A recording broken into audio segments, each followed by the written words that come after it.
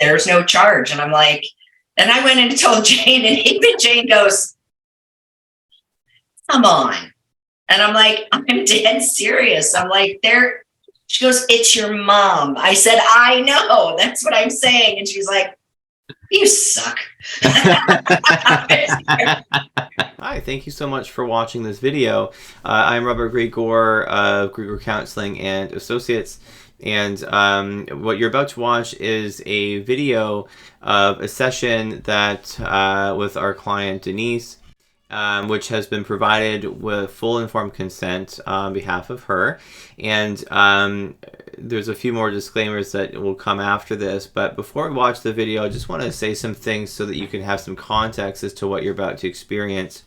EMDR is an 8-phase standard protocol, and you're going to get to see stage 3 up to stage 8. Phase 1 and phase 2 are not shown in this video in order to save time. So phase 1, stage 1, same thing, is about history taking, informed consent for the process of undergoing EMDR, what the client can expect, and gathering a full biopsychosocial on the client. So, how are they functioning daily? What's their history, medications that they're on, diagnoses, things like that are important for us to know about. That understandably can take hours to get that information. So to save time here, it's not included. And then phase 2 is preparation skills, which I actually do at the same time as phase 1. So essentially what that means is teaching the client skills to be able to tolerate any high distress should they arise during treatment. And we have essentially, if you want, a way of applying the brakes before we hit the gas. So all of that's very, very important to have, but it also takes time, right? So teaching those skills may take, 30, 40 minutes each, and generally the client's going to need to have, about 2 or 3 of them before you're going to start to process or begin the desensitization phase of EMDR. So just so you understand, that's what's happening in this video. You're starting off with a little bit of the presenting issue, why is she seeking treatment, and then we're cutting the footage so you don't have to watch 3 hours, let's say, of her kind of figuring out the goals and teaching those particular skills. Now, another very important thing that you need to know when you watch this video is you're going to see when we begin the desensitization phase, you're going to see a yellow ball on the screen move back and forth. That is the desensitization that I use during online sessions. So it still allows the client's eyes to move left and move right, which is exactly what we want to happen for bilateral stimulation, or you'll also see this happening in the video as well.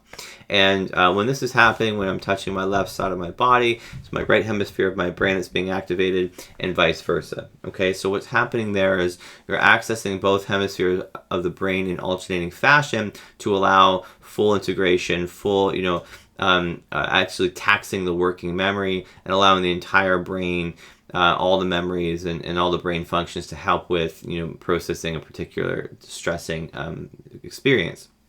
And what really importantly, you're not going to be able to see the ball moving for the entire length of the set. And that's very intentional why I've done that, so that I don't allow anybody watching this video to begin to process any of their own stuff without having a clinician present. It's extremely important that you don't attempt to do EMDR by yourself. In fact, it's not even EMDR. If you try it by yourself, you need a clinician present. But just so that you know, that's what's happening. There's nothing wrong with the video. It's intentionally cut. The very first bilateral stimulation, you're going to see about 2 or 3 sweeps. And just so you can see what's happening with the client. From there, it's cut very quickly going forward, so that you don't see any more bilateral stimulation than you have to. Again, I do not want you to be triggered while you're watching this video. If that is the case, please stop watching the video, and if it's an emergency, call 911. or reach out to, a therapist close by you, or do some other sort of coping strategy that you have in order to just manage your feelings. Call a crisis line if you have one available in your area, etc. So the intention of this video is for educational purposes, so you understand, you can see what EMDR looks like, and the types of transformations that can happen.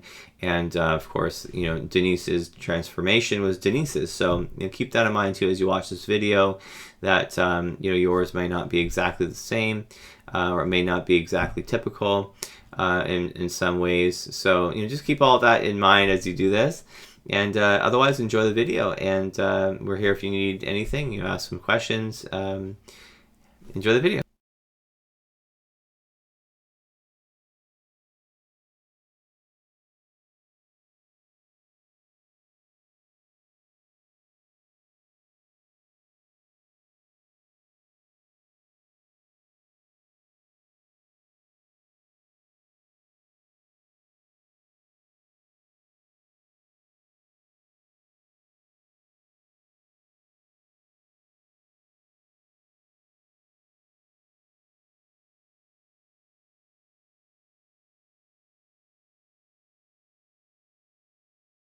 I do not speak up enough about anything. It rolls all the way. It rolls into everything.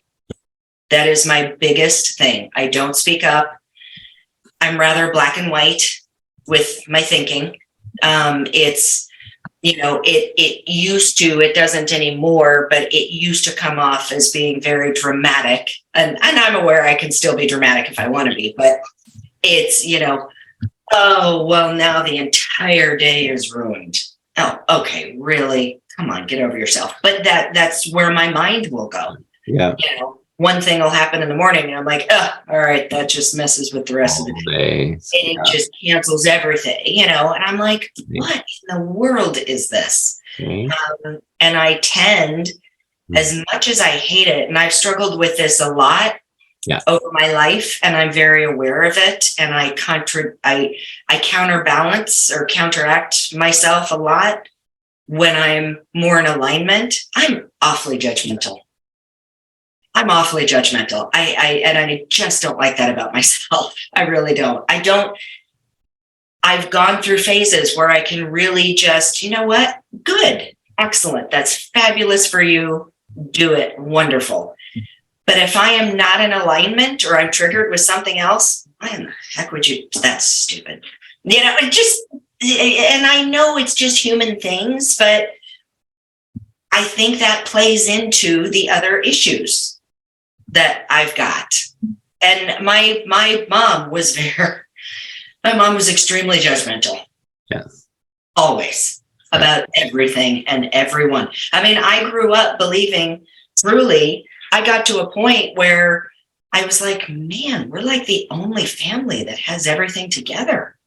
Like, it didn't matter what friend I brought home. There was something wrong with them. There was something wrong with their family. Okay. So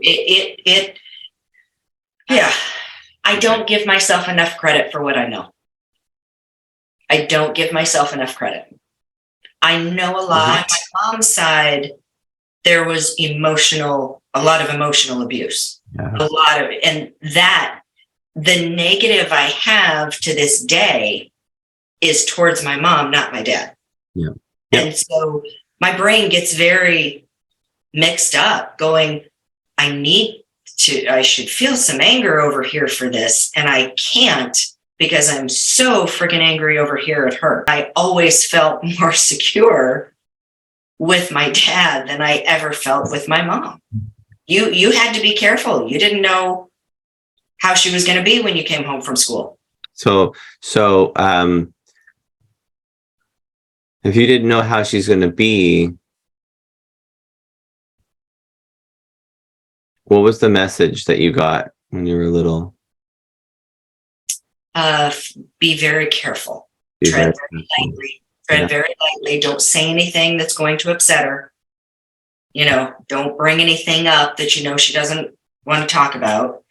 So feelings, emotions, anything like that, don't bring that stuff up.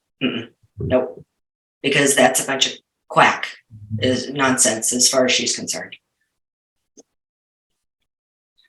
Okay, so I'm just share this again so you can see the ball. Okay.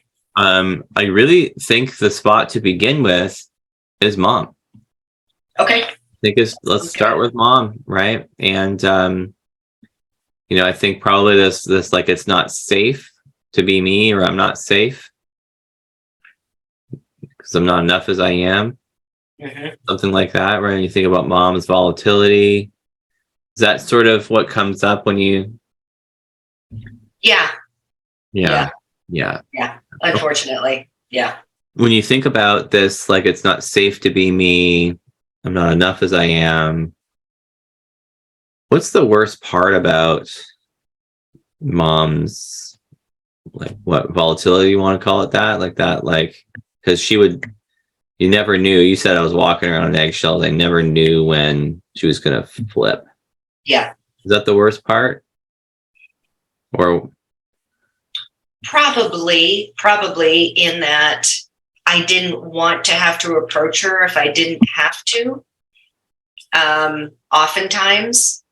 And yet she was so controlling that if you wanted anything, if you wanted a snack, if you wanted a drink, if you wanted to do something, I mean, you had to go to her to ask. mm-hmm. So it was, and then it was the fear of asking because you didn't know what kind of response was coming. So that's a big part of why I struggle with asking for things, because I'm afraid of the reaction. I'm afraid of the negative reaction, because as a kid, I viewed it as rejection. And while I know now it's not necessarily rejection, it just, that's what it feels like, rejection. So it's, and I'm afraid of rejection, so I don't do it. Yes. Okay. So here's the thing. So as we think about moms, like this idea of going to mom and asking her for anything, and this constant fear of being rejected, we're going to go like let's go back as far back as you can feel. Like, how old do you feel when you? Gosh, 7 comes up for some reason. I don't know why, but 7 is what comes up. Yeah, and again, don't judge it. Just it is what it is. So we're gonna have this 7-year-old you, teeny tiny you, right? Going to mom, this whole volatility thing, the worst, like you never know what she's going to do, when she's going to snap, but it feels like it's coming. And what's the negative belief that 7-year-old you is carrying? Oh, that's very interesting. So what came up was a specific scenario, and I was 7, in Bluebirds, when it was the end of the season, and everybody was getting these little lion certificates. You're a roaring success at certificates, and mine was frustration. And I had to take that home to my mom. Your roaring success at frustration. Apparently so. In first grade. Apparently that's what the leader thought in first grade. I was a roaring success at frustration. Oh my gosh. Okay. So then what's the worst part about that memory?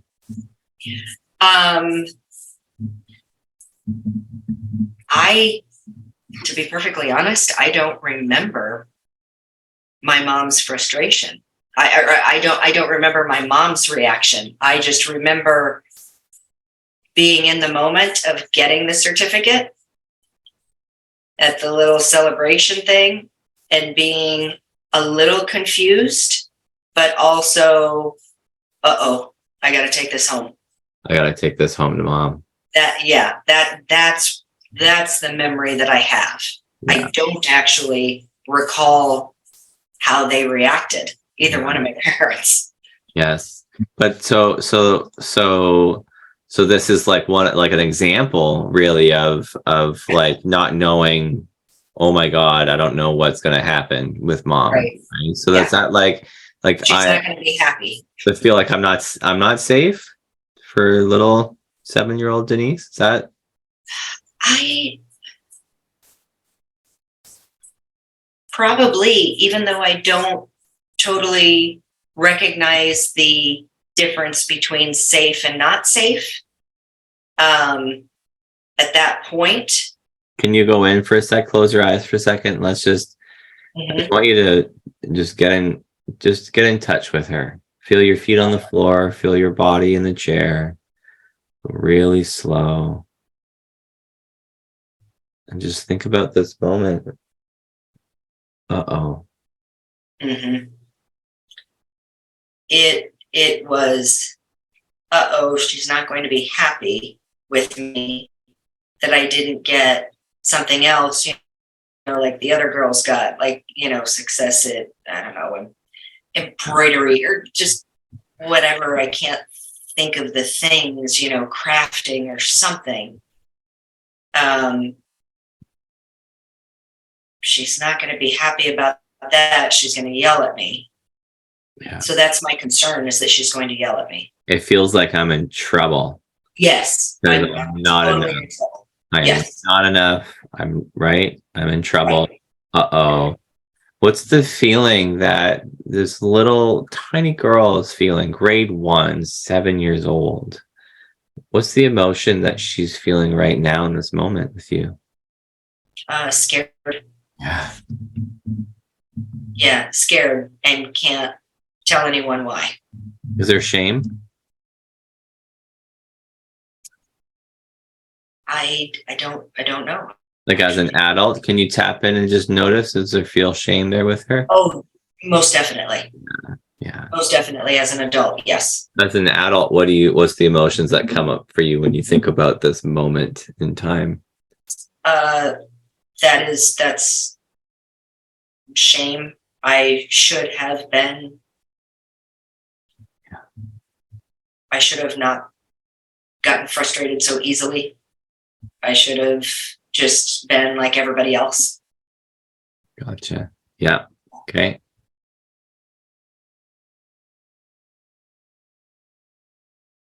Yeah. Yeah. Like something's wrong with me. Right. Yeah. Why couldn't I be like everybody else? Why? Yeah. Yeah.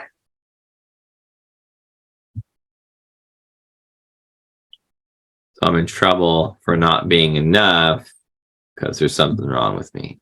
Right. So for the little 7-year-old Denise that's in your body right now, and you have the same neural networks you had back then, you just have more years on top of them. But those, if you tap way back, how disturbing is this for her right now? Uh-oh, I'm in trouble. 0, it's neutral. 10's the worst it could be. Oh, probably 9. Yeah. I wasn't the same after I got that certificate for the rest of the ceremony. I was scared. Yeah. Because I was thinking about that.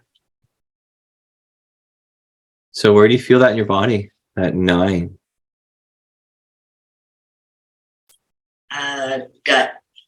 Mm-hmm.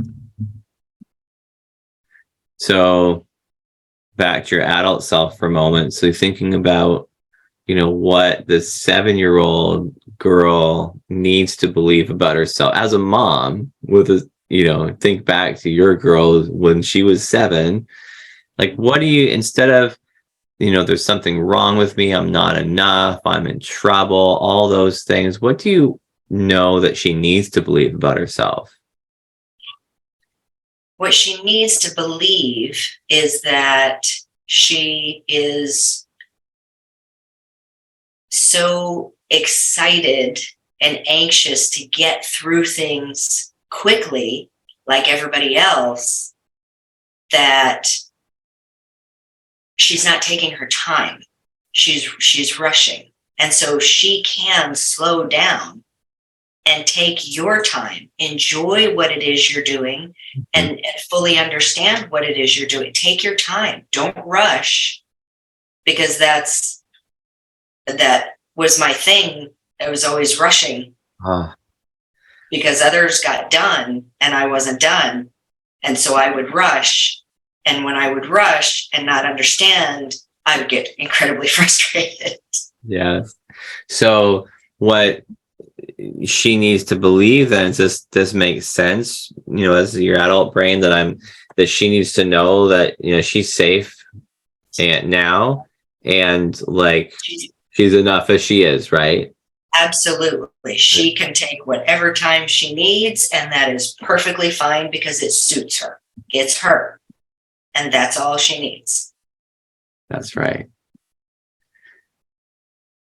So how true does that feel though for her? How like safe and enough does she feel? 1, that feels totally false, not true at all. 7 feels completely true. Oh, it's completely true. It's completely true. That your 7-year-old self believes. Yes.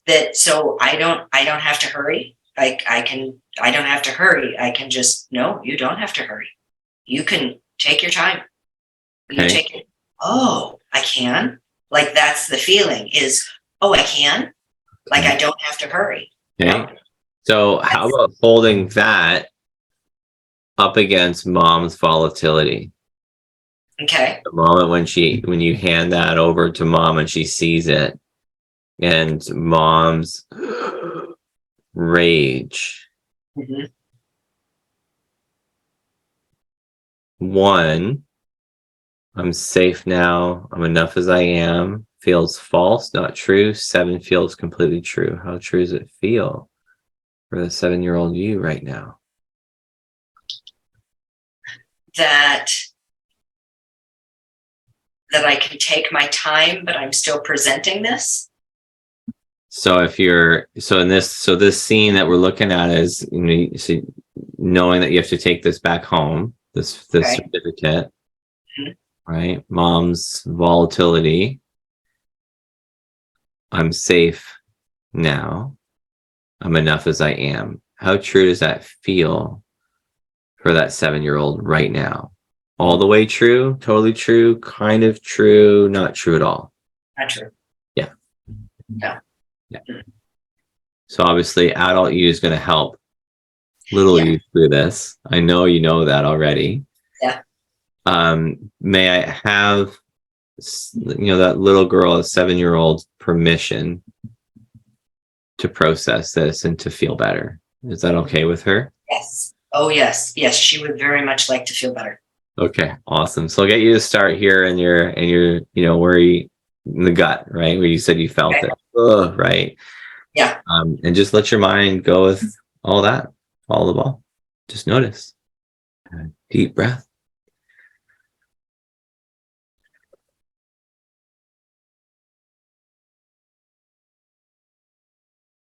What do you notice now? There's still a feeling of, oh no. Go with that. Okay. Deep breath.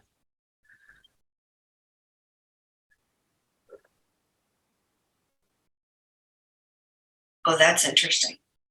What do you notice now?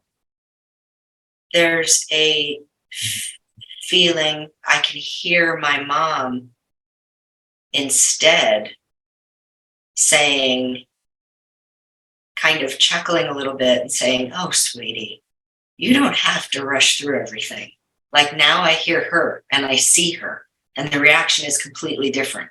Wow. It's completely different. And it's very reassuring. It's like, oh, sweetie, you don't have to rush. You can take your time on things.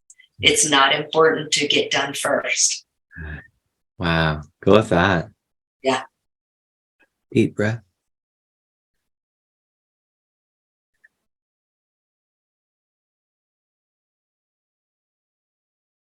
What are you noticing now? She feels very light and very happy. Cool. Cool. The adult part of me recognizes that she's been nurtured the way she needed to be. Nice. Okay. Yeah, Cool. that's pretty cool. Yeah. Okay. That's pretty wild. Whoa. Yeah. You're just getting started. You're just getting started. Okay, so just think about that. So have your mind go back, think about, what we're working on here, this mom stuff. What comes up for you now? The entire story is different. The entire story is different. Because before I was confused at why like the leaders were kind of chuckling and whatever. And then I was kind of shrinking. And now it's almost like I get it. Like even at 7, I'm like, oh, I know I want to get things done so quickly. And I get so frustrated when I don't get them. And so now it's just light. Now it's a light feeling. And it's a, Mommy, you're never going to believe this. Look. And she, oh, sweetie. Oh, sweetie. Yeah, that's what it is. Go with that. Breath.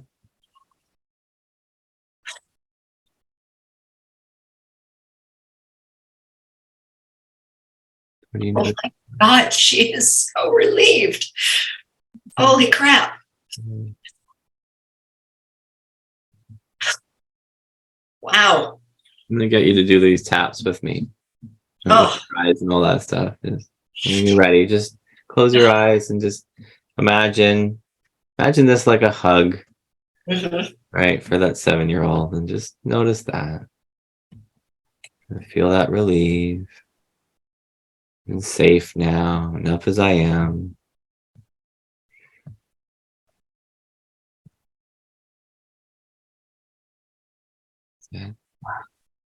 Pause there, deep breath.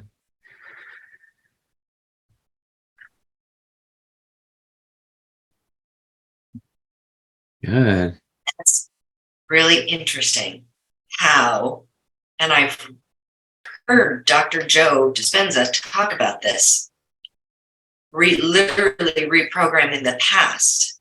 Yeah. And I couldn't wrap my mind around it. And now I get it. It's like the adult totally helps the child see it differently. And then the child gets it so quickly. Yeah. The child gets it so quickly. And it's just like, okay. Yeah. Holy cow. Holy cow. Okay. All right. That was freaking amazing. Cool. So just go with that. Okay, deep breath.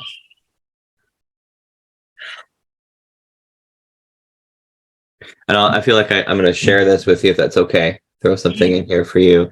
Not that you need it. I don't think you need it, but just as an anecdote, a sidebar.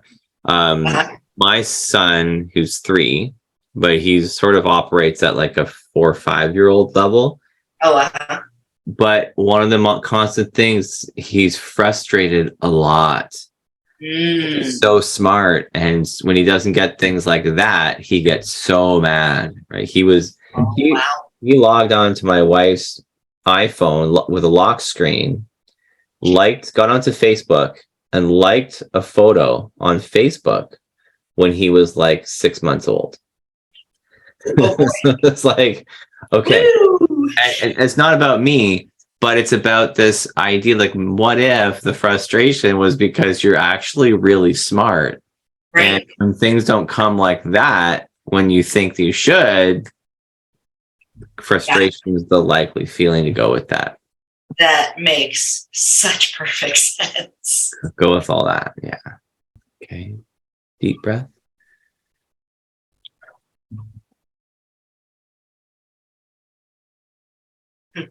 Good. Good. Okay, so when you what are you noticing right now? Oh, I just feel so light. Cool. I feel so light. Just things feel easy now. It's like, oh, okay. There was the answer. And it's done. It's like, oh, okay. Cool. So when you think about, mom's volatility, that whole thing, comes up now for you.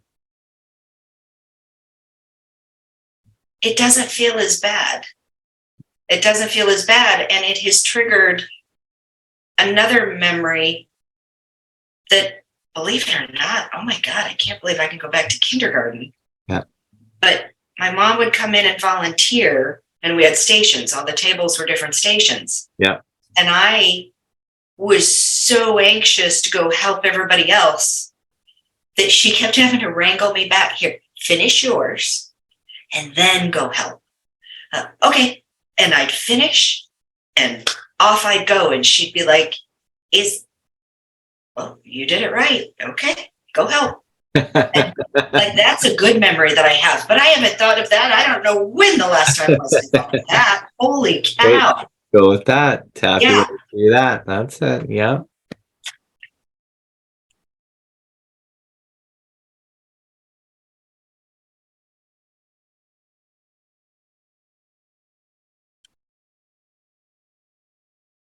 And pause there. Okay. Oh, that's interesting. What are you noticing So, now? I can hear my mom say,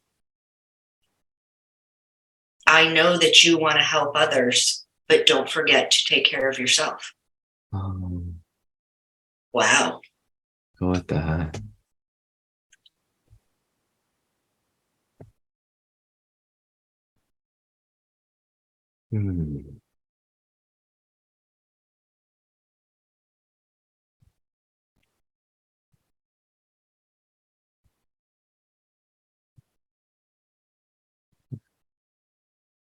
Pause there. Deep breath.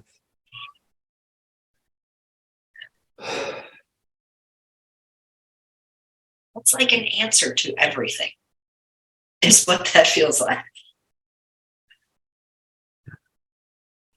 Because instead, that's self-care being taught. Yeah. It's self-care first, and then. Yeah. And when did which is not black and white. That's right. Wow. That's interesting. How does that feel in your body? And you notice that? It feels really good. There's like a very positive circulating feeling. Cool. I get you to notice that through your body and just work your way through that. Maybe I'm actually safe regardless. I'm okay as I am. I'm enough as I am. Maybe I'm worthy of caring for myself.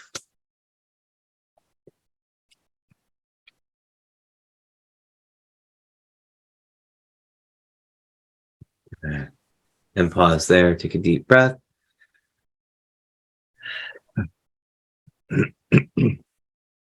So you think about this target we're working on, this whole like mom's volatility thing.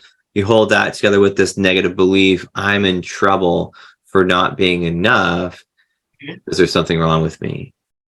Is there any negative, tension that goes with that? How charged is that? 0, there's no charge, it's neutral, and 10's the worst it could be. I don't think there's any charge around that. I don't feel like there's any charge because my mind is searching for other specific things that have bothered me. And the feeling's not there. Yeah. Feeling's not there. Cool. There's no charge around the pages in my diary that I see at 13. Like there's no charge anymore. And can that be okay? Oh, it's fabulous. Yes. Yeah. Have that 13-year-old too, just, okay. Oh, yeah. Cool. I'm okay as I am. I'm enough as I am. Oh, man. That's incredible.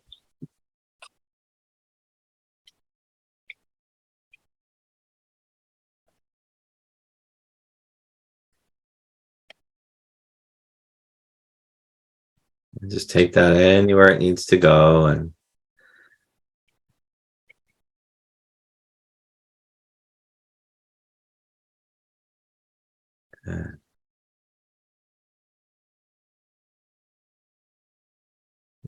pause there, take a deep breath. That's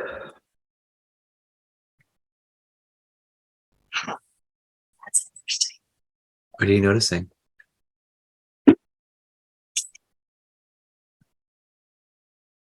I don't have the same level of anger and annoyance towards her. Like if I think about her, Yeah. I don't have the same. Yeah.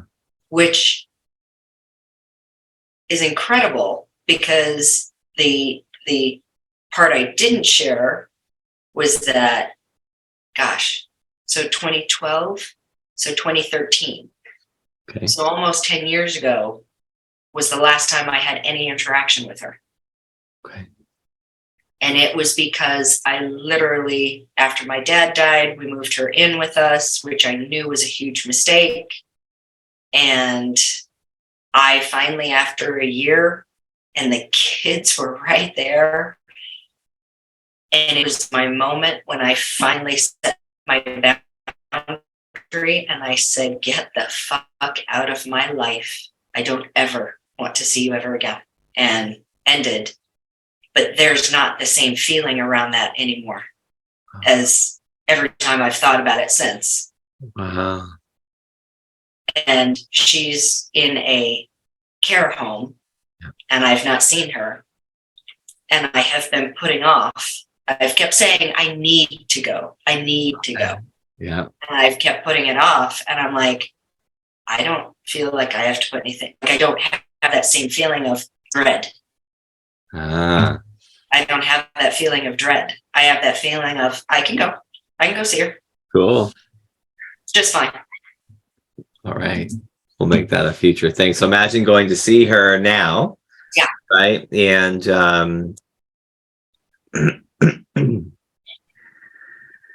and from what I understand, they have said she's got dementia. So they've said she's the sweetest little old lady they have there in the house. I'm like, you don't know my mother.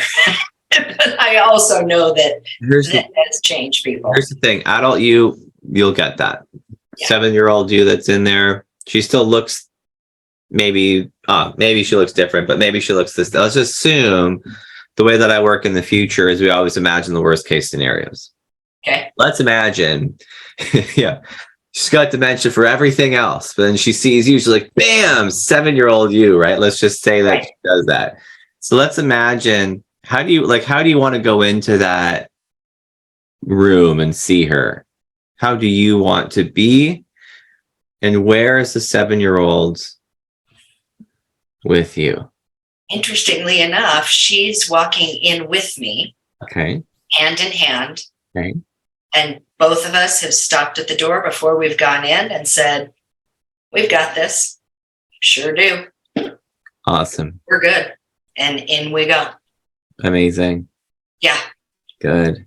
Can we give 7-year-old you, just if she needs it, can you have like a little sign that you can do with each other that she can like twirl her hair or something like that? Yeah.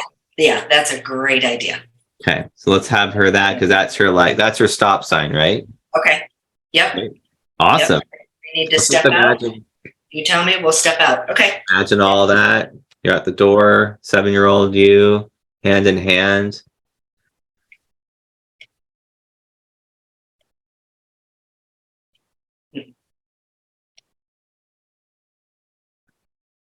I'm safe now.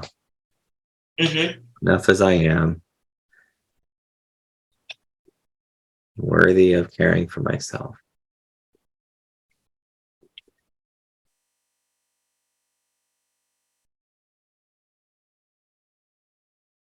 All right. Pause there. Deep breath.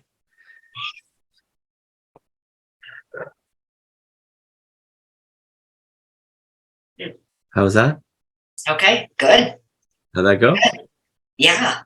Cool. It's funny. She's little, but she feels older. Yeah. Like, because she feels so solid.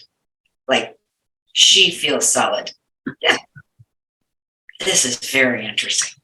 And, as she's 7, and, think she's inside you. You are the same, right? So for her as 7, notice what it feels like to be 25, 37.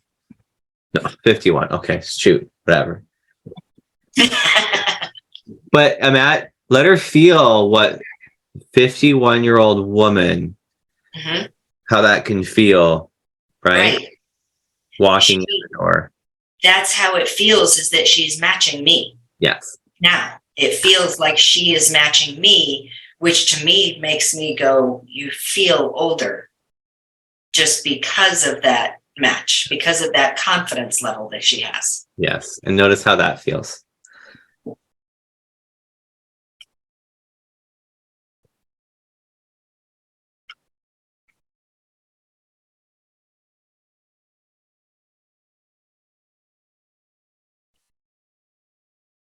Good. Pause there. Take a deep breath.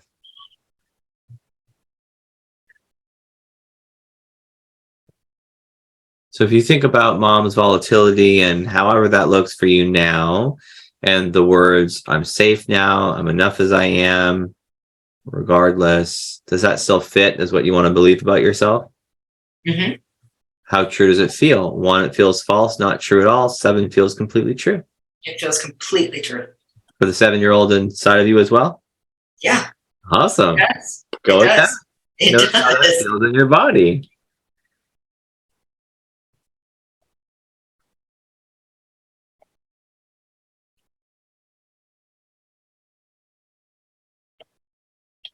That's it. Good. Pause there. Deep breath.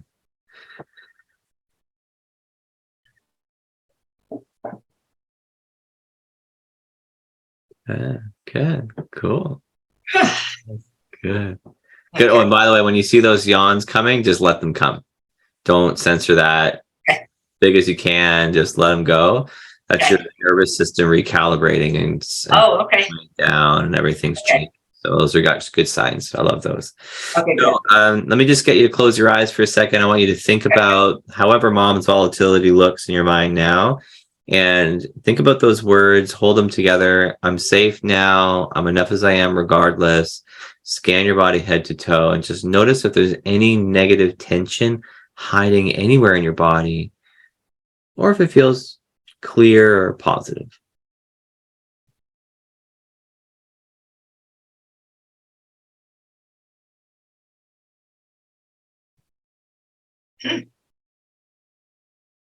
Wow.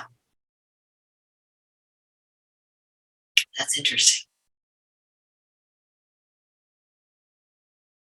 So that's so interesting. I can hear her. Yeah. I can hear her, raising her voice to me. And my response is, oh, what now? All right, get it out. Like, that's what I hear is, all right, this is a you thing. I'm not taking it. That's what I hear. This is a you thing. I'm not taking that. You know what I'm hearing, or I'm seeing in my mind's eye as if that scene happens, I'm almost wondering can adult you go to the store, buy your 7-year-old self those like noise canceling headphones?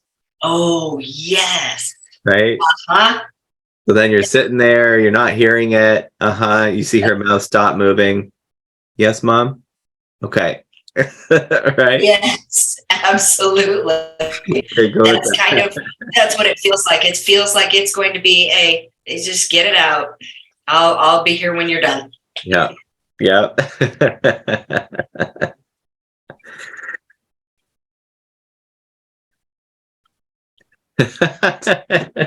And now I'm seeing you write a note in the living room when you're done. Right. There you go. That's what it feels like. That's awesome. I love it. Oh, it's funny. Good. Yes. Yeah. All right. Pause there. Deep breath.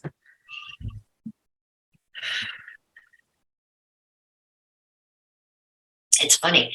I can actually picture myself, because one thing that, Jane has always pointed out is if, like, when we meet someone or, when we're talking and we talk about childhood or whatever, and I talk about my mom and talk about her being such a narcissist and so controlling, and there's always a disgust in my voice with it. And the funny thing is now I feel like what I hear and how I feel saying it is more of ugh, more of like that was an inconvenience. Uh-huh. That kind of sucked. Like there's that feeling is not there anymore either. Yeah. And that was the situation that I scribbled in my diary. They hate me and all kinds of things. As a mom, I'm just curious, as a mom, you take yourself back to your daughter being 13. Yeah. Is that something, is that something that if she wanted a mini skirt, is that something you would give her or you wouldn't give her? Or can you see why your mom might have made, I think the more the point is, can you see maybe why mom made that choice? Well, I have a different reasoning behind that now. Okay. I think she had such a fear of, like, for so long, I believed she did not trust me. Uh-huh. And I now look, and I don't think that was it. I think she had such a fear that she didn't want me in any way to appear that I was trying to bring something on, which I also see now with my daughter and the times of back then. And I did let her do most things because I did not have that fear with her. So I did let her do most things because she was very good about standing up for herself. Uh-huh. And so it was different, but I wasn't. So I can totally see why my mom would have done that. I totally see it now. Out of curiosity, can you tell,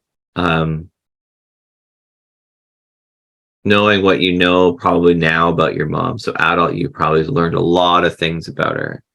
Mm-hmm.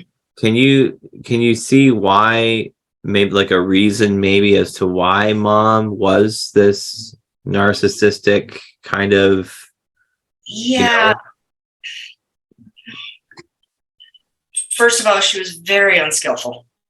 She was very, very unskillful. Okay. That's first and foremost in my mind. So how she reacted to things and why she did things, I believe, was to protect herself, to protect how she felt. There's always a question in my mind if she knew what was going on in the house and could not do anything about it. Which is very interesting because she was so controlling in every other aspect. Yeah. And I saw she controlled my dad. Yeah. He caved to her all the time. So it's kind of an interesting dynamic to think about how that would be one area that she could not control. Yeah. And in every other area, boy, she was going to have full 100% control. So as you're talking about this now, and you're aware of this stuff here, and you sharing with this with me, can you share that with 7-year-old you, with 13-year-old you, and just help them understand what you know now? Okay. In appropriate language, right? Right. Exactly. Yeah. Exactly.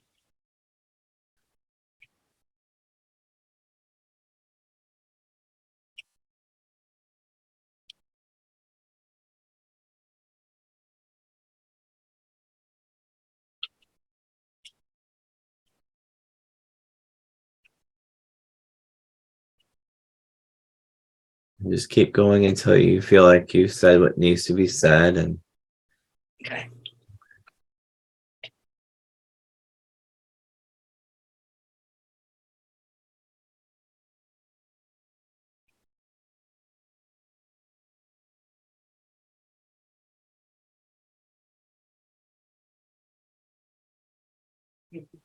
Okay. Good. All right. Good. Deep breath.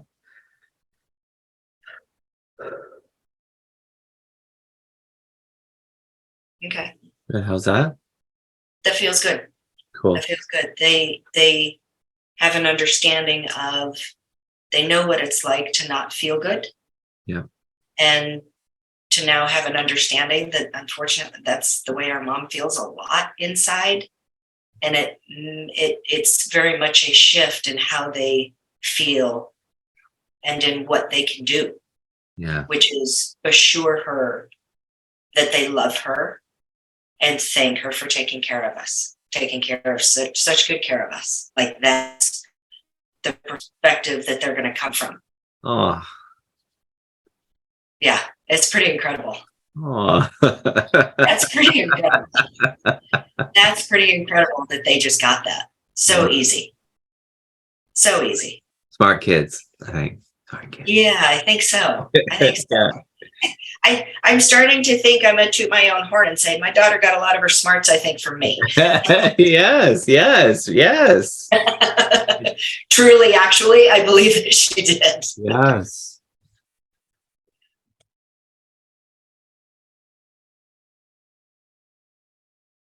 I imagine you didn't tell them all kinds of details, just told them a little bit. No, I haven't given them. Yeah, no. It's just the when I do talk to them, it'll just be part of the whole reprogramming, and there's no charge. And I'm like, and I went in and told Jane, and even Jane goes, "Come on," and I'm like, I'm dead serious. I'm like, she goes, "It's your mom." I said, "I know. That's what I'm saying," and she's like, "You suck." But she was right though. I move quickly with this stuff. It just goes. She's like, that's a good thing. Yeah. Yes. Okay, cool. So then let's check what we do at the beginning of the sessions is check on what we did yesterday. And I want to teach you a tool as well. Another one today. Okay. But since we're talking about her, is there, when you think about her volatility, is there any disturbance at all right now? 0 to 10, it's a 0? Nope. Nice. Okay. It seriously is just like, oh, there she goes. Okay, let her get it out. That's all it is. That is the reaction. Nice. Good. Okay, so then it's really something. This has been a very long time coming. I'm like, that's amazing. That's amazing. I'm really happy that you can have this. Yeah, thank you. You're welcome. So then so thinking about her volatility with, I am safe now, I'm enough as I am. Does that feel true? Yep, totally does. Awesome. Yep, cool. Totally does. There's a very solid knowing of security. There's just a knowing and a feeling of just total security. Nice. And that none of us have to take any of that anymore. Beautiful. I'm going to just give you a couple I'm sharing my screen here with you. And just notice that. Good stuff. And if you quickly check your body, just scan your body head to toe, notice if there's any negative tension hiding anywhere or if you feel clear. Yeah, no, I feel totally clear. Yeah. Awesome. Cool. Done.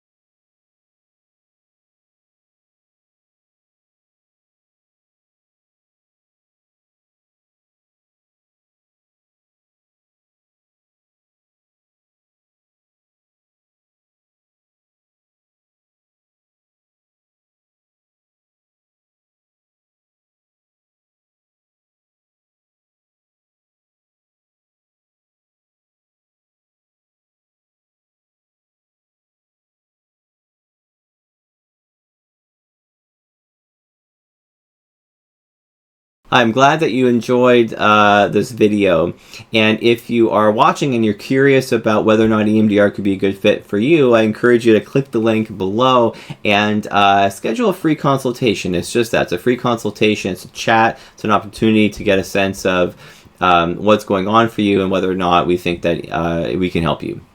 And that's all there is to it. Totally confidential. And also, you might have noticed while you're watching the video, I make reference to total immersion EMDR day 1 and total immersion EMDR day 2. And you might be wondering to yourself, well, what exactly is total immersion EMDR versus EMDR? So they're essentially the same thing in one regard. There's still the standard protocol, and there's still the phases that we take a client through, but total immersion EMDR is my version of an EMDR intensive, which means that if you watch this video, I'll dive more into detail about all this stuff, but it means that if we can condense the amount of time, so the instead of 2, 3, 4, 5, 6, maybe months of EMDR therapy, we can condense that into 2, 3, 4, 5 days of EMDR if we do intensives, which means extending the length of time during one particular day, and also the frequency of sessions, smushing it all together, condensing it all together. So if you watch that video, I'll dive more into detail as to what our process of total immersion EMDR is, some research that supports it, and what types of conditions that we deal with. So watch the video, and I'll see you there.